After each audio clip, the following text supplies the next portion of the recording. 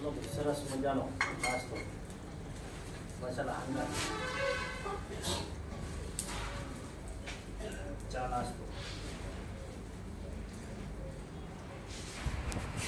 જો અમારી હોસ્ટેલના બાળકો ચા નાસ્તો કરવા બેસી જાય કમ્પ્લીટ.